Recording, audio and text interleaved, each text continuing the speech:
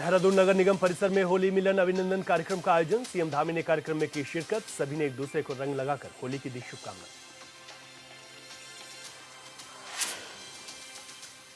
अल्मोड़ा में होली महोत्सव का रंगारंग समापन। खड़ी होली, झोड़ा नृत्य और पारंपरिक गायन की रही धूम। होल्यारों ने होली प्रस्तुतियों से दर्शकों को किया मंत्रमुग्ध।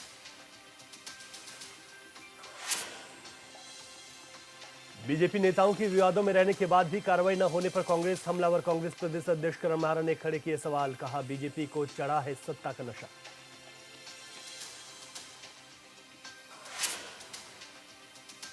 लक्सर में भारतीय किसान यूनियन तोमर का डीएपी खाद को लेकर प्रदर्शन। खाद समय से न मिलने पर जताया विरोध। जल्द व्यवस्था न करने पर सड़कों पर उतरने की भी दी चेतावनी।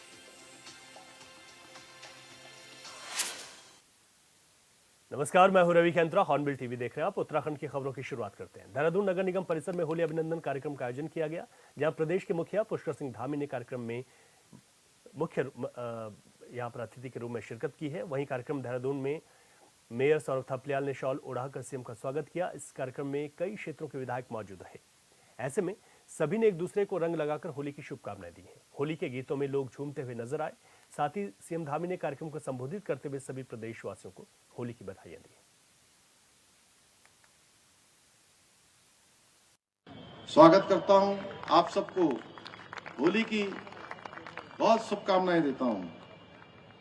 हर्ष, उल्लास, उमंग और रंगों से भरे इस समारोह में आप सबके बीच में आकर मुझे भी अत्यंत प्रसन्नता का अनुभव हो रहा है। बहुत खुशी हो रही है कि आज होली की शुरुआत नगर निगम देहरादून से प्रारंभ हो गई है, जो लगातार अब कई दिनों तक चलेगी। भाइयों बहनों, होली का पर्व जहां एक और समाज में जो हमारी सांस्कृतिक एकता है उसको और अधिक प्रगाढ़ करता है, उसको और अधिक मजबूती प्रदान करता है। और साथ में हम सब जब रंगों के इस त्योहार में मिलते हैं तो समरसता की भावना को भी और मजबूती प्रदान होती है और प्रगाढ़ता मिलती है।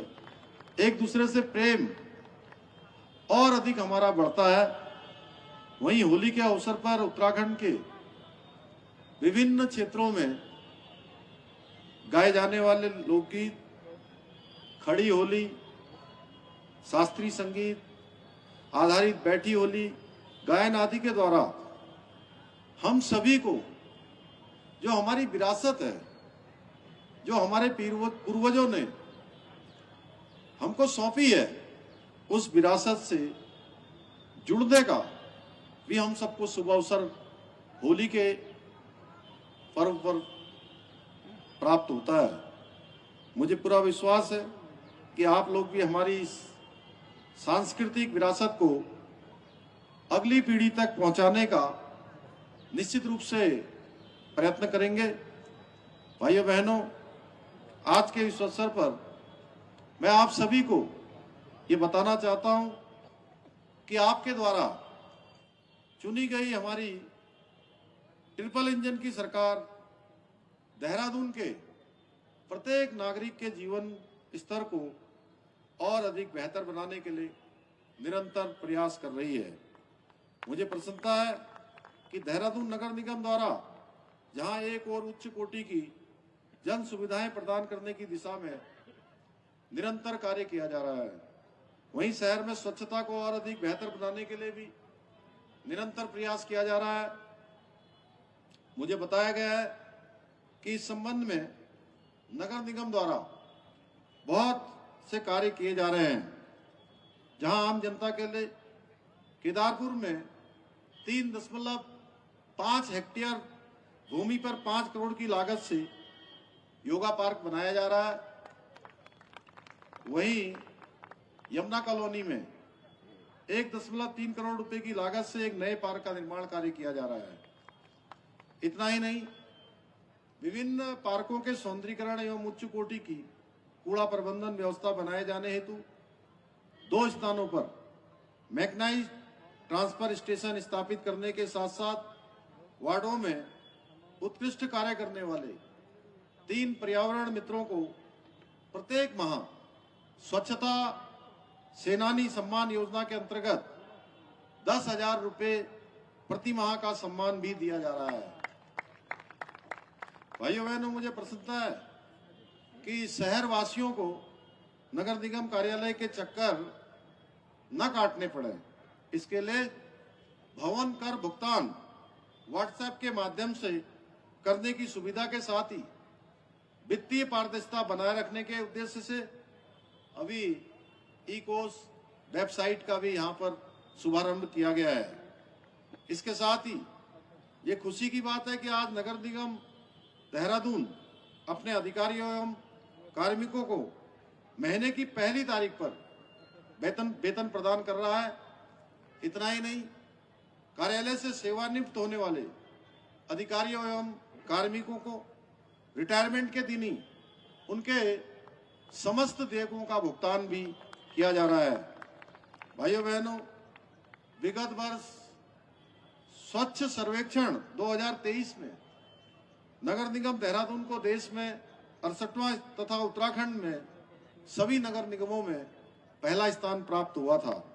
मैं आशा करता हूं कि जो हमारा नया बोर्ड बनकर यहां पर आया है, सौरभ थपलियाल जी के साथ सारे हमारे पार्षदगण जो चुनकर आए हैं, उनके नेतृत्व में और हमारी यहाँ की नगर आयुक्त नमामि बंसल सबके संयोजन से आने वाले समय में हमारे देहरादून की स्वच्छता रैंकिंग में और सुधार आएगा और हम देश के अग्रणी नगर निगमों में हमारा नाम इंडेक्स में आएगा और अनेक काम नगर निगम नवाचार के काम भी कर रहा है और इस चुनाव से ठीक पहले अनेक योजनाओं का यहाँ पर लोकार्पण हुआ था।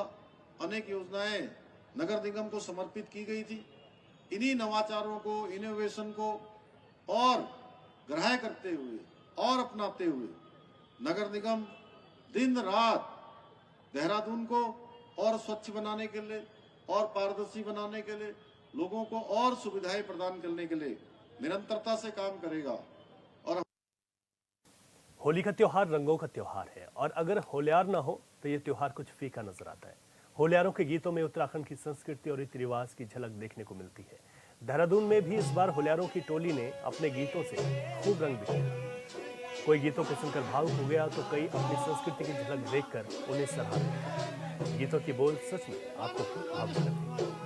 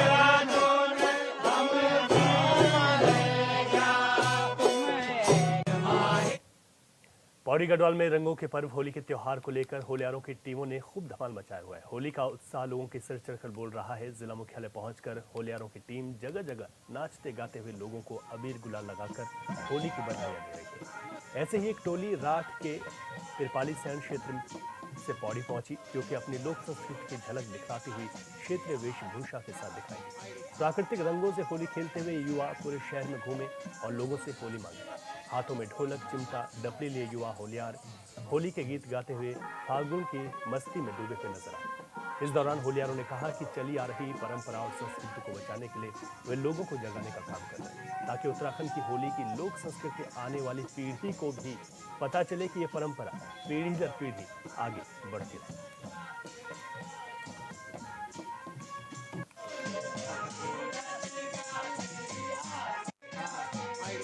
हम लोगों का जो मेन तात्पर्य यहाँ पे आने का, अपनी संस्कृति के लिए हम लोग काम कर रहे हैं। और जो हमारा ये पहनावा है, ये हमारे पहले पूर्वज पहना करते थे। और हमारा कोई किसी से मतलब ये मांगने वानी का कोई ऐसा वो है नहीं। सिर्फ अपनी संस्कृति को बचाने के लिए हम लोग घर से बाहर निकले हैं। सारे वेल सेटल लोग हैं, यहाँ पे हर कोई जॉब कर रहा है। तो बस हमें खुशी है कि हम अपनी संस्कृति के लिए, अपने पहाड़ के लिए, अपने राठ क्षेत्र के लिए कुछ कर रहे हैं। बस घर से बाहर निकले आज पौड़ी क्षेत्र में, अच्छे से हमने होली मनाई और काफ़ी आनंद आ गया। रात को भी अभी लोग खेलते हैं। पहले हम लोग खेलते थे, जिसको कोई टाइम नहीं होता है, बहुत लोग काफ़ी बिजी होते हैं अपने काम को लेकर, तो उनको टाइम नहीं होता है दिन का, तो लोग रात को जाते हैं। फिर रात को लोग अपने घर पे आ जाते हैं। तो हम लोग के पास टाइम है अभी। कोई हमारे पास सारे स्टूडेंट है, कोई जॉब वाले, तो अभी हम लोगों ने सोचे कि कहीं ना कहीं हम अपने घर के बाहर, अपने राठ क्षेत्र से बाहर निकलें और अपनी संस्कृति के बारे में पब्लिक को बताएं। यही मकसद है कि हम घर से बाहर निकलें। और नहीं तो हम लोग भी रात को जा सकते थे।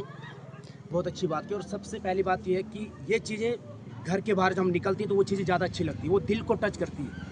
जब हम अपने पहनाव पे अगर कोई बाहर का बंदा हमें देखेगा तो उनको काफ़ी खुशी होगी इस चीज़ को देखकर कि कोई हमारे पहाड़ से निकला है, हमारे राठ क्षेत्र से बाहर निकला है। तो काफ़ी खुशी हुई। और पंको भाई को मैं बहुत बहुत धन्यवाद करना चाहता हूँ कि वो बंदा भी काफ़ी अपनी संस्कृति के लिए काफ़ी कुछ कर रहा है। और घर से बाहर निकल देहरादून में, वहाँ पे हमारे काफ़ी राठ क्षेत्र से लेकर पौड़ी, चमोली, जितने भी डिस्ट्रिक्ट है, सारे लोग वहाँ पे सेटल है। और काफ़ी अच्छा फील होता है उन लोगों को कि कोई हमारा बंदा कि हमारे पास आ रहा है और हमारे सामने होली खेल रहा है, और काफ़ी खुशी होती है। हमारे बड़े सुदूर क्षेत्र, राठ क्षेत्र से यहाँ पहुँचे हैं और काफ़ी अच्छा लगा। अपनी संस्कृति की पहचान हुई। आज के हमारे नौनिहाल हैं, जो छोटे छोटे बच्चे हैं, वो हमारी सभ्यता या हमारी संस्कृति के विषय में कैसे पहचानेंगे, ये भाई लोग उसको यहाँ पे दर्शाने के लिए आ रखे हैं। मैं भाई साहब का बहुत बहुत स्वागत करता हूँ। धन्यवाद आपका कि भाई साहब ने यहाँ पे आके इस चीज़ का उल्लेख किया। अल्मोड़ा में जिला प्रशासन की ओर से आयोजित होली महोत्सव का रंगारंग समापन हो गया। मल्ला महल में होली महोत्सव के समापन कर खड़ी होली, झोड़ा नृत्य और पारंपरिक गायन की धूम रही। कुमाऊं के तमाम जिलों से पहुंचे होलियारों ने होली प्रस्तुतियों से दर्शकों को मंत्रमुग्ध कर दिया। ढोल, मंजीरों की थाप और होली के पारंपरिक गीतों ने माहौल को सरोबार कर दिया। होली के रंगों में डूबे कलाकारों और होलियारों ने अपनी प्रस्तुतियों से लोगों को झूमने पर मजबूर कर दिया। इस मौके पर जगह जगह रंग खेलते लोगों ने फागुन के रंग, उमंग और भाईचारे का संदेश दिया।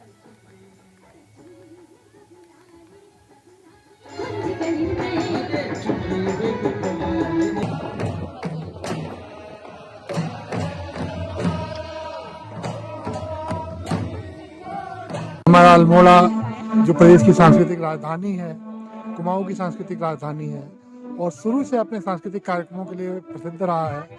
इसको हम लोगों ने पर्यटन से जोड़ने का प्रयास किया। और जो अल्मोड़ा की ये प्रथा है, खड़ी होली, बैठकी होली, यहाँ एक सप्ताह पहले से घर घर में ये होली का कार्यक्रम शुरू हो जाता है। महिलाओं की होली होती है, स्वांग होता है, और इसके अलावा यहाँ बागेश्वर, चंपावत, खटीमा, नैनीताल, पिथौरागढ़ सबकी टीमें आई हैं। तो जो अल्मोड़ा का सांस्कृतिक स्वरूप है निखर के आ रहा है। और निश्चित तौर पे आने वाले समय में होली महोत्सव और दशहरा महोत्सव अल्मोड़ा की मुख्य पहचान के रूप में पुनः उभर के आएंगे और पर्यटन को बढ़ावा मिलेगा। खबरों में आगे बढ़ते हैं। बीजेपी के नेताओं के विवादों में रहने के बाद भी कार्रवाई न होने पर कांग्रेस प्रदेश अध्यक्ष करण मारा ने सवाल खड़े किए। उन्होंने कहा कि अभी बीजेपी को सत्ता का नशा चढ़ा हुआ है। प्रदेश में बीजेपी 2 और केंद्र में 3 चुनाव जीती है तो उत्साहित होना लाजमी है। उनको लगता है कि उनका कोई कुछ नहीं बिगाड़ सकता और जनता उनकी अंधभक्त है। इसीलिए उनके नेता चाहे महिला अपराध करें, पेपर लीक, भर्ती घोटाले करें या खनन सहित अन्य अपराध के ग्राफ बढ़ जाए, लेकिन पब्लिक उनके साथ है, क्योंकि बीजेपी ने जनता में हिंदू मुसलमान का नैरेटिव सेट किया हुआ है।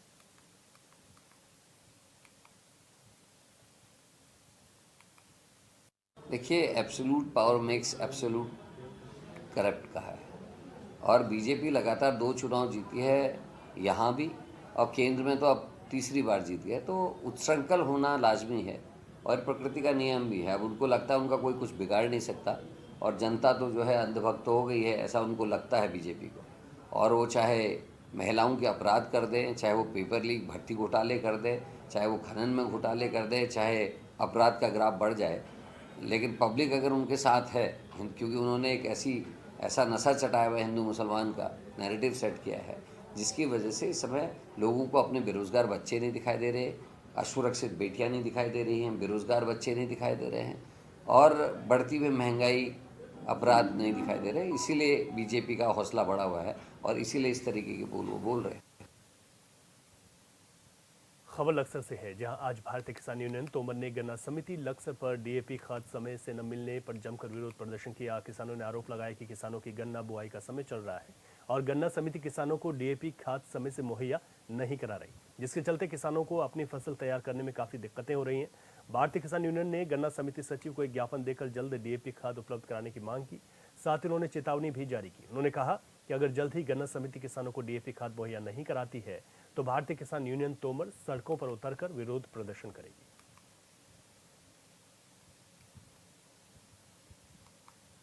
वैज्ञानिक तौर से है ना, जो ये नैनो है ये किसानों के हित में है। अभी किसानों को समझ नहीं पा रहा है। जब पहले कभी खाद आता था तो किसानों को जबरदस्ती दिया जाता था वो, अब उस पर किसान अब जबरदस्ती लेता है उसको। तो ऐसे ही ये किसानों के पक्ष में है, लेकिन जो किसान चाहता है होगा वही। हम किसानों के साथ हैं, तो हम किसानों के साथ हैं। हमारा किसान सर्वोपरि है। हमारी जो समितियाँ वो किसान की है, किसानों का ही सभी उसमें योगदान। भाई साहब, हाल फिलहाल में जो गन्ने की बुआई चल रही है उसमें डीएपी खाद की अति आवश्यकता है, जो कि समिति की ओर से अभी तक किसानों को नहीं उपलब्ध कराई गई है।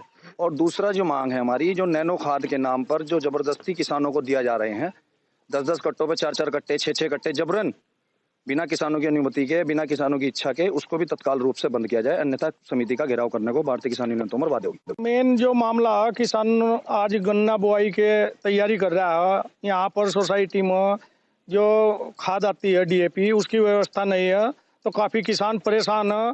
तो उन्हीं के लिए आज हम यहाँ एकत्र हुए हैं, भारतीय किसान यूनियन तोमर।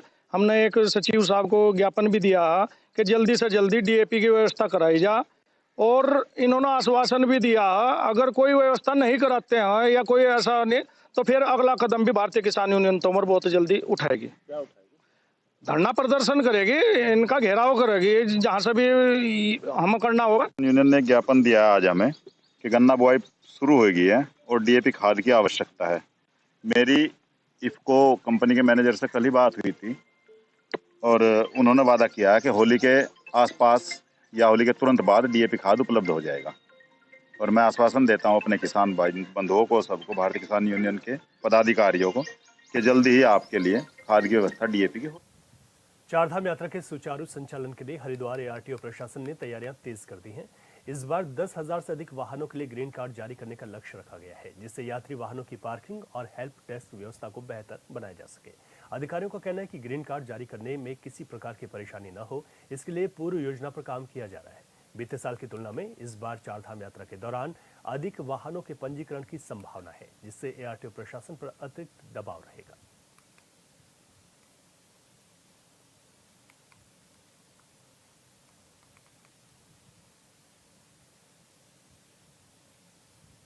लोहाघाट के कोली ढेक की महिलाओं की मेहनत आखिरकार रंग ले आई। बता दें कि महिलाओं को मुख्यमंत्री आवास देहरादून में काली कुमाऊं की खड़ी होली गाने का मौका मिला है। बुधवार सुबह निर्मला अधिकारी और टीम लीडर अलका ढेक के नेतृत्व में 52 महिला होलियारों का दल मुख्यमंत्री आवास देहरादून के लिए रवाना हुआ। दल के पालिका अध्यक्ष गोविंद वर्मा और खंड शिक्षा अधिकारी अशोक अधिकारी ने हरी झंडी दिखाकर रवाना किया और शुभकामनाएं भी दी हैं। इस मौके पर महिलाओं में काफी उत्साह देखने को मिला। टीम की महिलाओं का कहना है कि उन्हें निर्मला अधिकारी की कोशिश से ही मुख्यमंत्री आवास में होली गायन का मौका मिला है, जिसके लिए उन्होंने सभी का आभार व्यक्त किया। धन्यवाद मीडिया प्रभारी जी। मैं आज महिलाओं की चॉइस थी कि हम मुख्यमंत्री आवास में पहुंचे और होली गायन करें, अपना कुमाऊनी परंपरा को जीवित रखने का काम करें।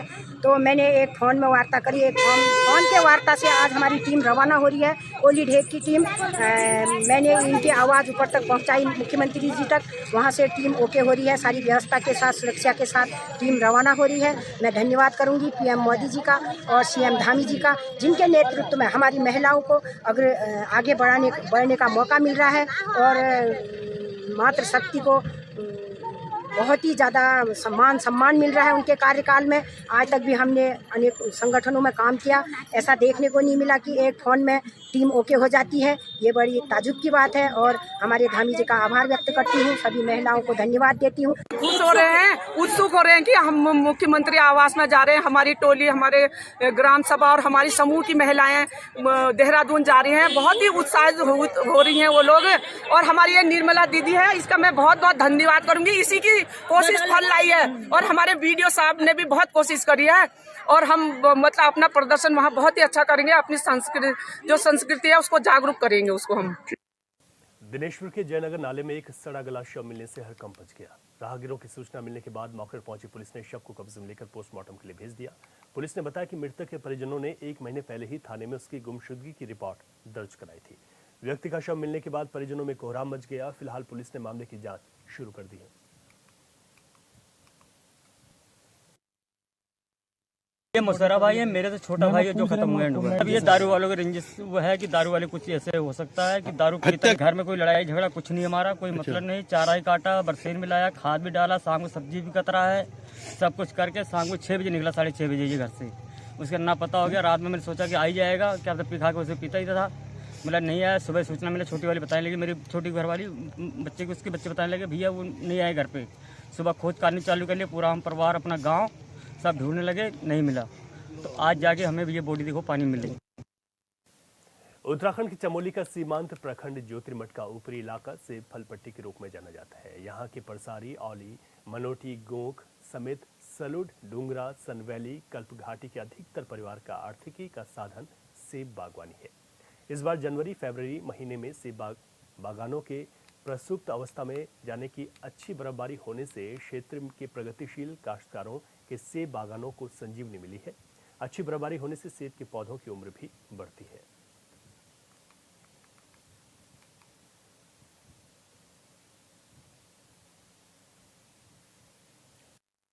के लिए इतना ही। खबर से अपडेट रहें और देखते रहे हॉर्नबिल टीवी। इजाजत दीजिए, नमस्कार।